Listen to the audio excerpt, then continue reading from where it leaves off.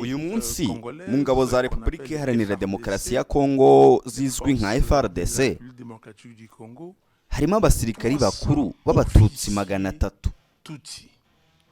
nta kibazo mbifiteho nabyo. Njye nakuriye hamwe n'abanyarwanda, twakinanye tenisi, twabanye mu makipe y'inshuti kandi turabavandimwe.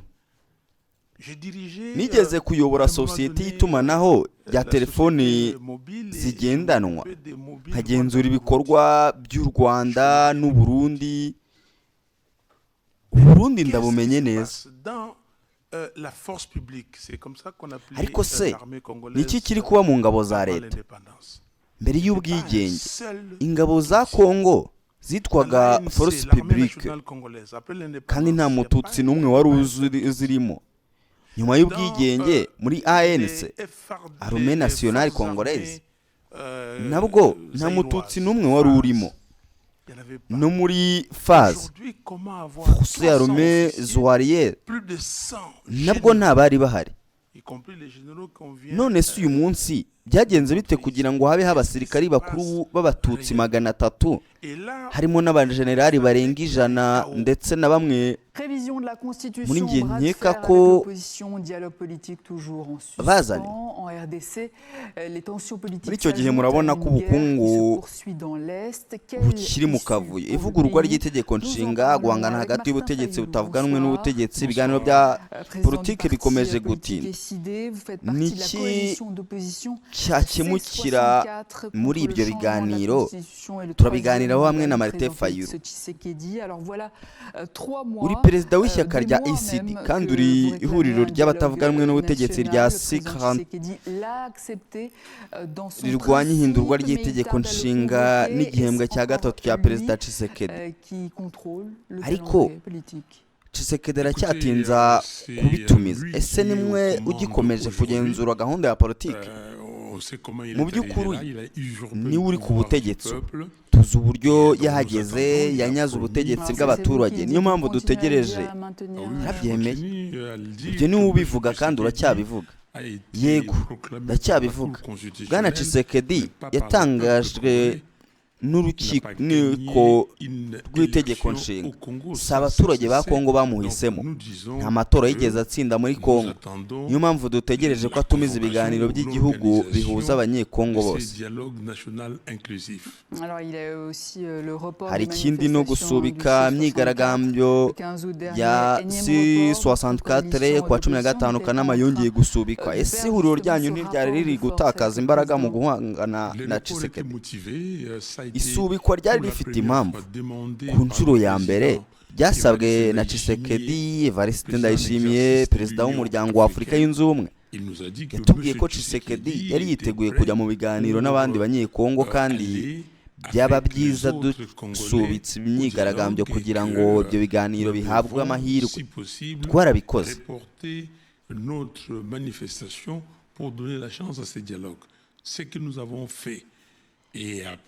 Nyuma yaho ku itariki 17 Nyakanga, Tshisekedi yahuye n'abayobozi b'amadini, Seniko na ICC.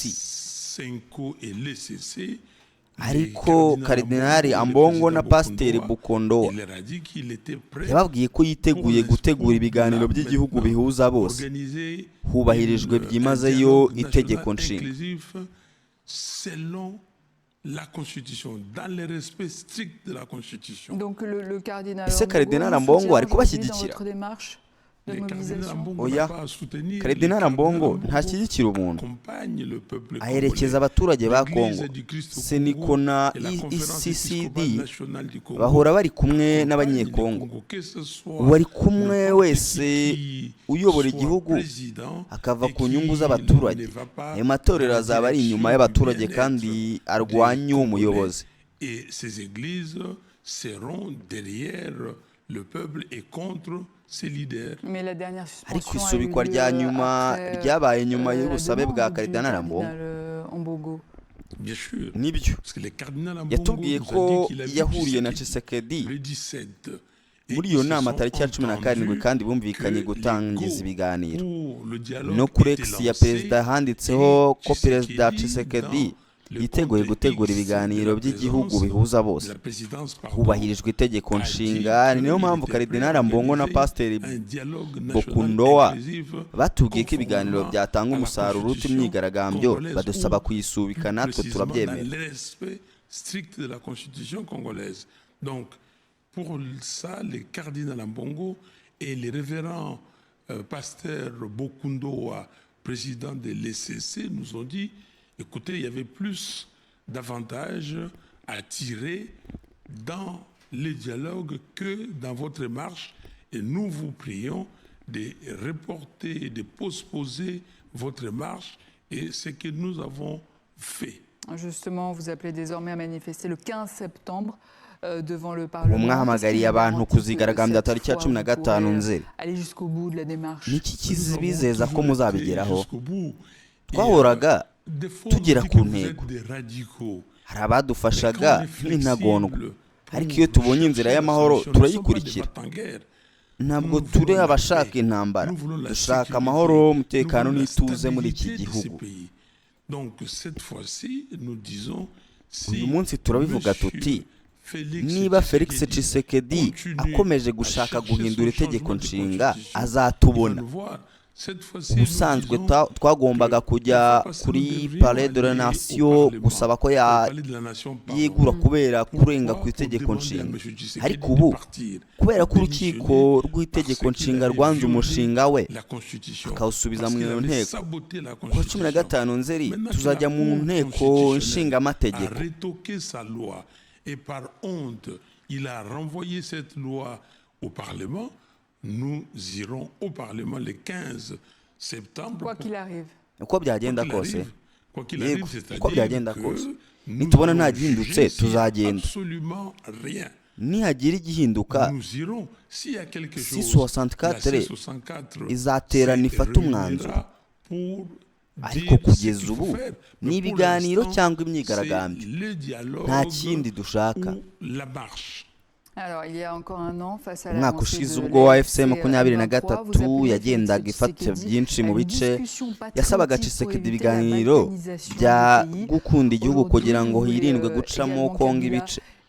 Ushaka ko Kabila na Corneille Nangaa nabo bicara ku meza y'ibiganiro. Niki cyahindutse? Icyahindutse ni uko Kabila na Nangaa bafite ibice binini by'igihugu mu maboko yabo. AFC M23 igenzura imijyi ikomeye Goma na Bukavu, kandi AFC M23 iri kuganira na leta ya Tshisekedi i Doha.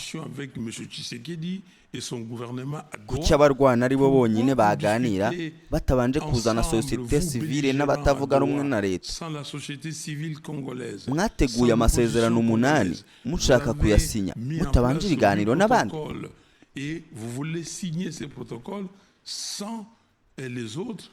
Donc nous disons, amenez vos protocoles, amenez vos nimuzane ayo masezerano ku meza tuyaganireho twese mu nzira y'ukuri, ubutabera, ubwiyunge n'ubumwe bw'abanyekongo, dans un processus de vérité, justice, réconciliation et cohésion nationale. Et vous dites qu'il faut parler au M23 et même au Muvuga ko hagomba kubaho ibiganiro na M23 ndetse na leta y'u Rwanda. Ese kuganira na Kigali ishinjwa gushyigikira M23 si ukuyemerera uruhare mu gukemura ikibazo ari nayo ishinjwa kugiteza?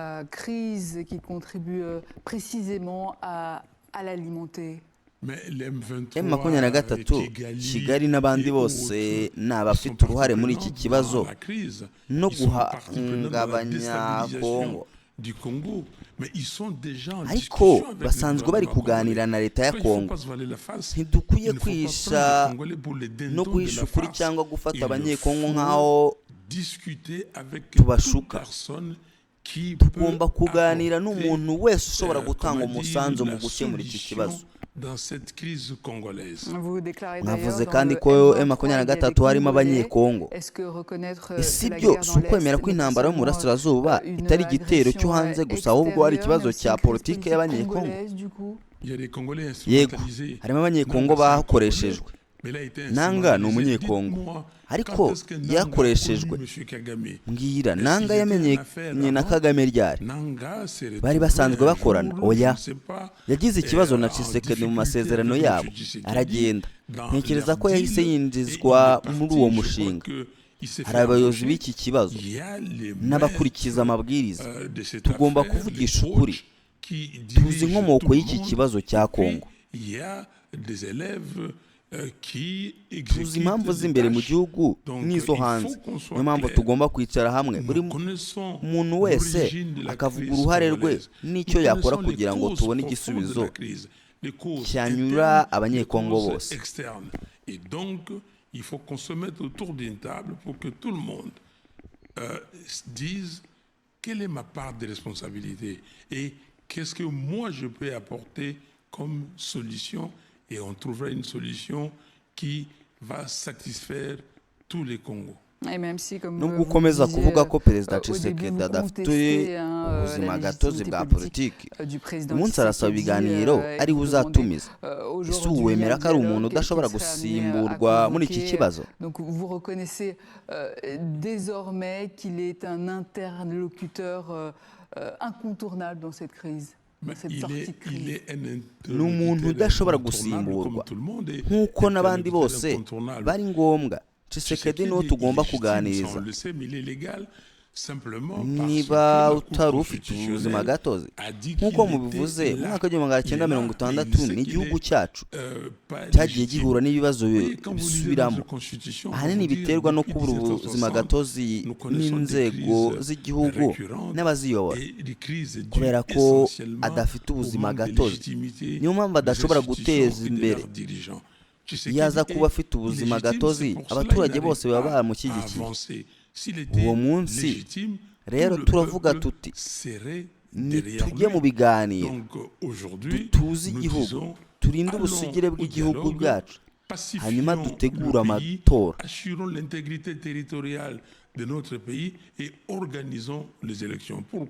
Kubera iki? Kuko muri 2028 haba habaye amatora cyangwa se ntabe, yaba bishaka cyangwa atabishaka, Tshisekedi agomba kuva ku butegetsi. Martin Fayulu, urakoze. Perezida w'ishyaka rya ACD kandi umwe mu bagize ihuriro ry'abatavuga rumwe n'ubutegetsi 64. Murakoze.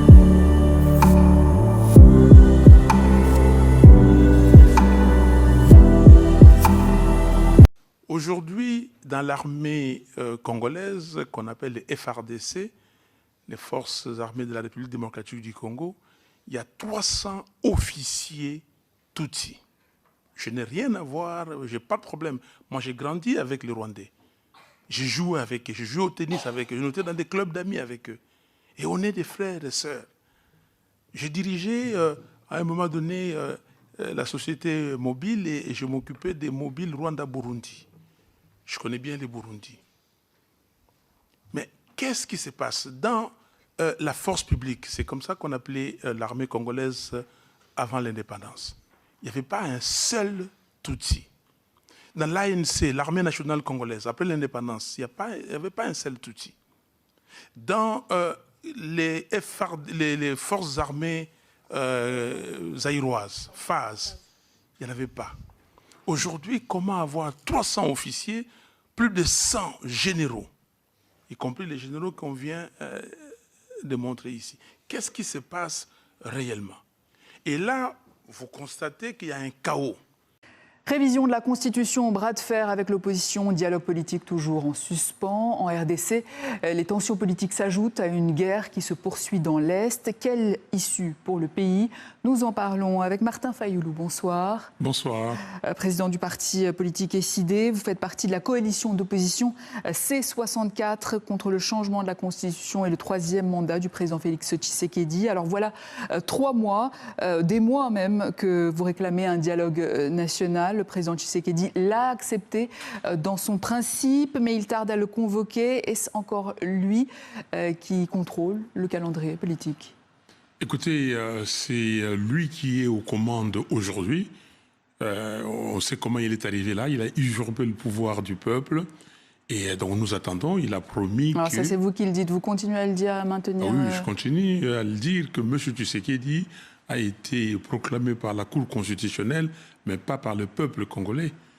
Il n'a pas gagné une élection au Congo, ça se sait. Donc nous disons que nous attendons la convocation ou l'organisation de ces dialogues nationaux inclusifs. Alors il y a aussi le report des manifestations du C64. Le 15 août dernier, énième report. Votre coalition d'opposition n'est-elle pas en train de perdre justement ce rapport de force avec le président? Les reports étaient motivés. Ça a été pour la première fois demandé par le président Évariste Ndayishimiye, le président en exercice de l'Union africaine. Il nous a dit que M. Tshisekedi était prêt pour aller avec les autres Congolais au dialogue et que nous devons, si possible, reporter notre manifestation pour donner la chance à ce dialogue. Ce que nous avons fait.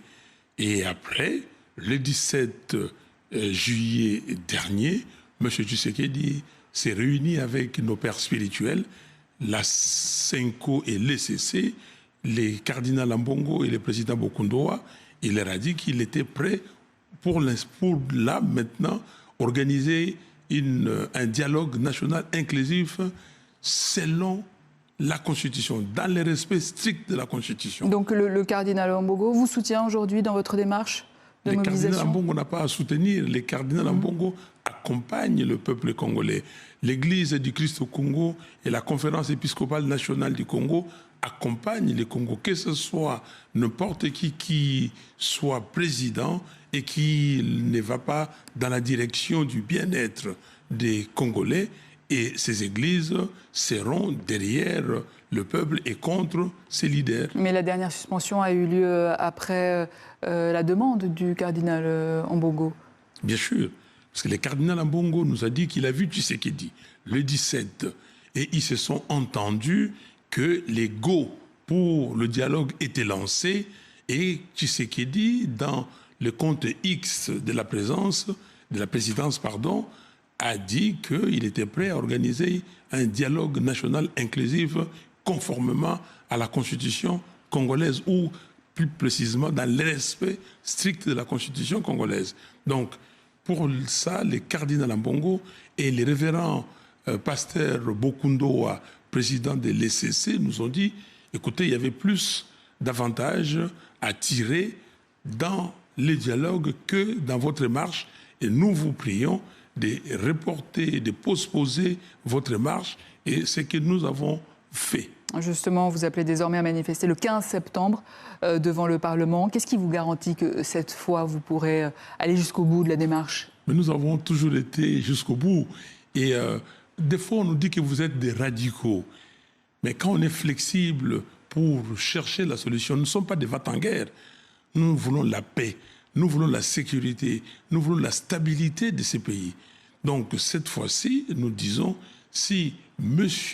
Félix Tshisekedi continue à chercher son changement de constitution, il va nous voir. Cette fois-ci, nous disons que la fois passée, nous devrions aller au Parlement, au Palais de la Nation, pardon.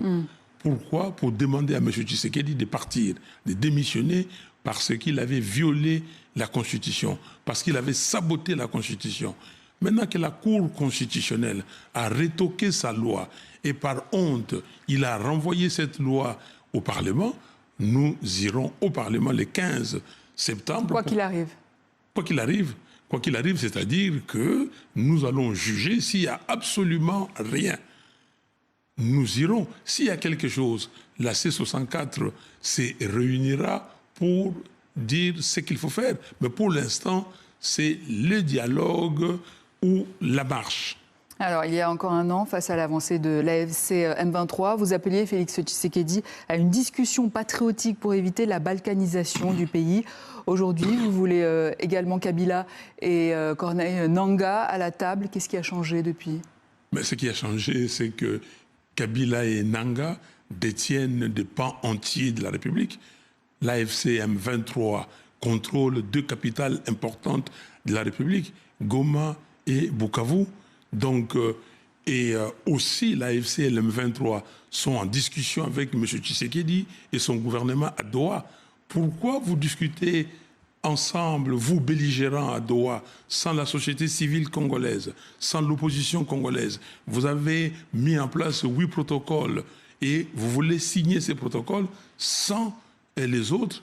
Donc nous disons, amenez vos protocoles, amenez vos éléments de discussion sur la table avec l'opposition congolaise, avec la société civile congolaise, pour discuter ensemble dans un processus de vérité, justice, réconciliation et cohésion nationale. Et vous dites qu'il faut parler au M23 et même au Rwanda, mais dialoguer avec Kigali, accusé par Kinshasa de soutenir le M23. N'est-ce pas lui donner un rôle dans ce règlement de la crise qui contribue précisément à l'alimenter? Mais le M23, et Kigali et autres, ils sont partie prenante dans la crise. Ils sont partie prenante dans la déstabilisation du Congo. Mais ils sont déjà en discussion avec le gouvernement congolais. Je crois qu'il ne faut pas se voiler la face. Il ne faut pas prendre les Congolais pour les dindons de la farce. Il faut discuter avec toute personne qui peut apporter, la solution dans cette crise congolaise. Vous déclarez d'ailleurs, dans le M23, il y a des Congolais. Est-ce que reconnaître que la guerre dans l'Est n'est pas seulement une agression extérieure, mais aussi une crise politique congolaise, du coup? Il y a des Congolais instrumentalisés. Nanga, c'est un Congolais, mais il a été instrumentalisé. Dites-moi, quand est-ce que Nanga a connu M. Kagame? Est-ce qu'ils étaient en affaires avant? Nanga s'est retrouvé un jour, je ne sais pas, en difficulté avec M. Tshisekedi dans leur deal, et il est parti. Je crois qu'il s'est fait embaucher. Il y a les maîtres de cette affaire, les coachs qui dirigent tout le monde, et puis il y a des élèves qui exécutent les tâches. Donc il faut qu'on soit clair. Nous connaissons l'origine de la crise congolaise. Nous connaissons les causes profondes de la crise, les causes internes, les causes externes. Et donc, il faut qu'on se mette autour d'une table pour que tout le monde dise quelle est ma part de responsabilité et qu'est-ce que moi je peux apporter comme solution. Et on trouvera une solution qui va satisfaire tous les Congos. Et même si, comme vous le disiez au début, vous contestez la légitimité politique du président Tshisekedi et vous demandez aujourd'hui un dialogue qu'il serait amené à convoquer. Donc vous reconnaissez désormais qu'il est un interlocuteur incontournable dans cette crise. Il est un interlocuteur incontournable, comme tout le monde est interlocuteur incontournable. Tshisekedi est illégitime, ça on le sait, mais il est légal simplement parce que la Cour constitutionnelle a dit qu'il était là.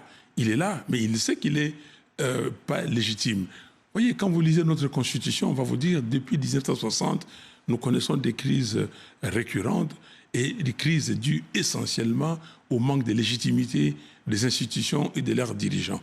Tshisekedi est illégitime, c'est pour cela qu'il n'arrive pas à avancer. S'il était légitime, tout le peuple serait derrière lui. Donc aujourd'hui, nous disons, allons au dialogue, pacifions le pays, assurons l'intégrité territoriale de notre pays et organisons les élections. Pourquoi? Parce que en 2028, élection ou pas, qu'il le veuille ou pas, Tshisekedi doit partir. Martin Fayulu, merci. Président du parti politique SID, vous faites partie de la coalition d'opposition C64. Merci beaucoup.